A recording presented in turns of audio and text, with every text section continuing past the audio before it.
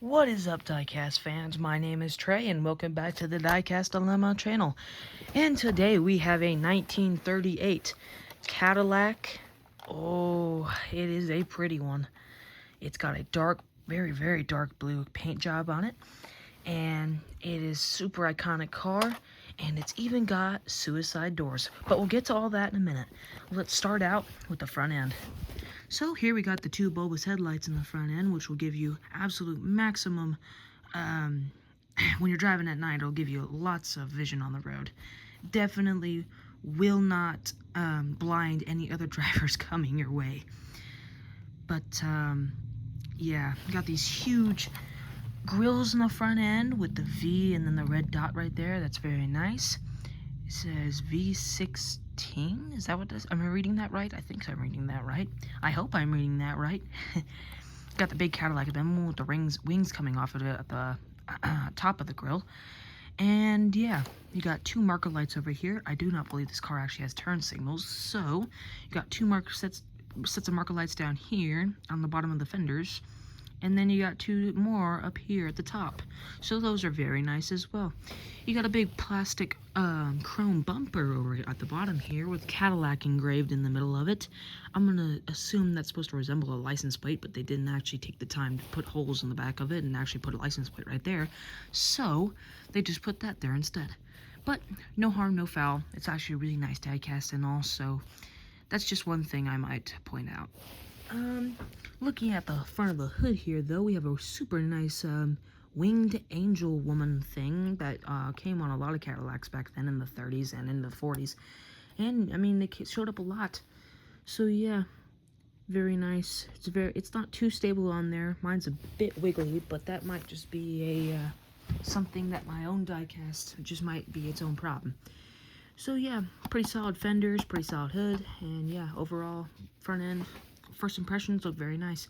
Let's open up the hood here, though, and this is where the action really gets real. And I know you guys can't really see that very well. It's because the lighting in my room is, well, not very efficient. But, well, we have two horns. I'm assuming horns right here on these two chrome bars that run from the firewall all the way to the front here to the radiator. And I don't exactly know why these exist here on this car. I never really figured that out. They actually show up on not just Cadillacs, but also on Chevys and other stuff like that from the 30s. So yeah, very interesting. Got a small little radiator here in the front. He's probably the tiniest fan I think I've ever seen, only as big as a tiny push mower lawnmower blades. So yeah, got a little sticker back here. I'm gonna assume that has a whole bunch of writing on it that's almost barely readable. So yeah, dual air cleaners right here that are sticking up out of the engine. I'm gonna assume it probably has a V8 in it, or, well, it's saying over here on the front it has a V16, but I seriously doubt that ever existed back then. So yeah, if I'm wrong, I'm sorry, Cadillac fans. I mean, I'm a big Cadillac fan, but also not a huge Cadillac fan. I'm more of a Chevy guy. I know more about Chevys than anything else in the entire car industry. GM in a whole, which I know Cadillac's a part of that, but you got nice chrome strips that are running down the side of the hood there, and they're actually attached to it. They're not just sitting there on the bottom. You got a nice little, it kind of comes up like this on the top of the hood, and it's got a ridge that runs down all the way down to the windshield right there. And yeah, let's move on to the side of the car. Got a very nice, humongous white walls on this car, and the white walls actually take up all of the front face of the tire, except for these tiny little outer stuff where the tread meets and everything. So you got dog dish hubcaps, and then the actual wheel itself on the inside. So yeah, fake vents right there, and more fake vents right there. That seems to be a specialty with Cadillacs even nowadays. Lots of fake stuff, plastic stuff. Actually, I assume that these were probably metal on the real car, but they're just plastic on this one. So yeah, you got dual spare tire holders up here on the front on the fender. Very nice. They don't open, they don't unclamp or anything, but on the real car they actually do. So that's a thought that counts.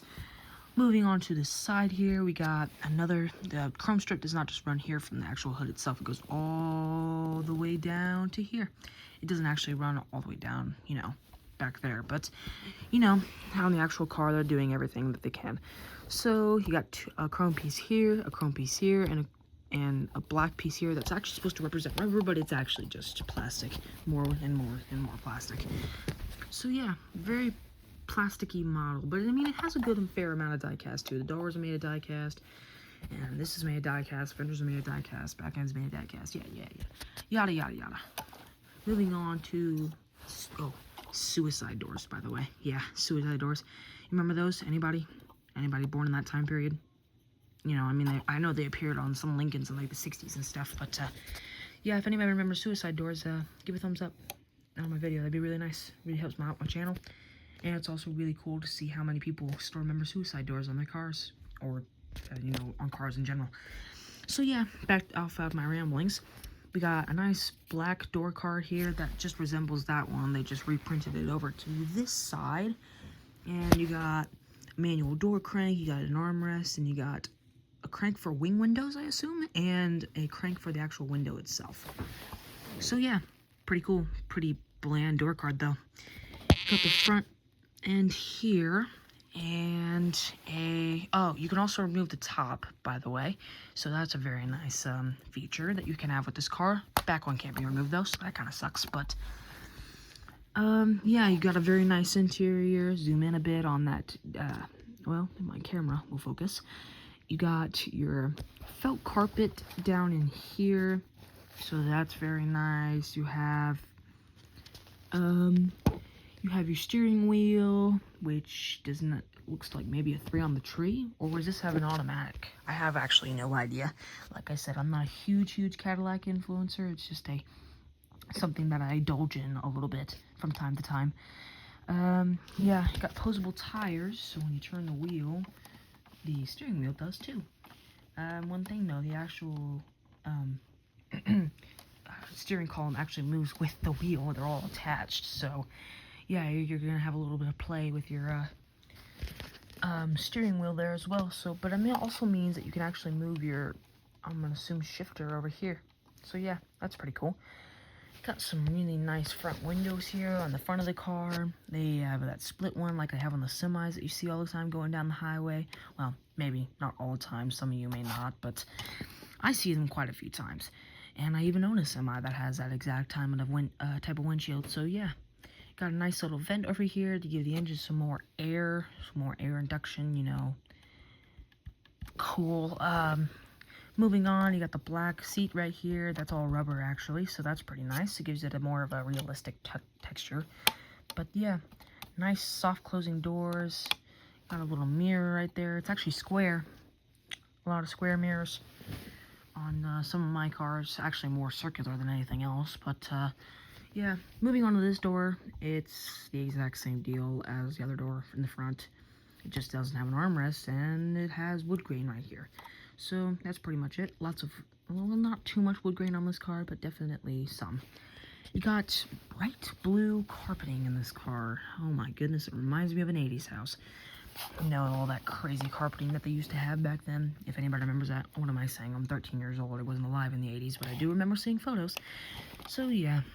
Got the nice carpet in there, bright blue carpeting, does not match the car at all, but, and then you got the rubber seats in, oh, just closed the door on you, I'm sorry guys, did not mean to do that, just gonna shut you out, you know, just, yeah, got the rubber seats in there, and then you got the roll-up window back here, so you know, when your driver gets too annoying, you just roll that up very silently, and they'll never notice, and they just keep talking and talking and talking, but you're not actually listening anymore, so yeah, that's very nice. You got the nice little pull-out drawers that you have down here. I don't know, for some reason, keep your clothes in there or something. It's not like we're going camping, people. I don't know why Cadillac put them in there. But, yep. All is good. All is good.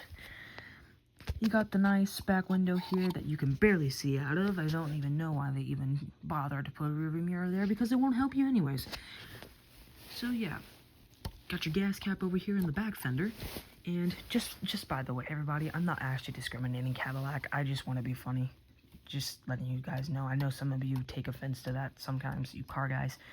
And I know I'm a car guy too. I love cars very much. And I sometimes will take offense to how some people will disrespect some of my favorite companies, like Chevrolet. But, yeah, you know.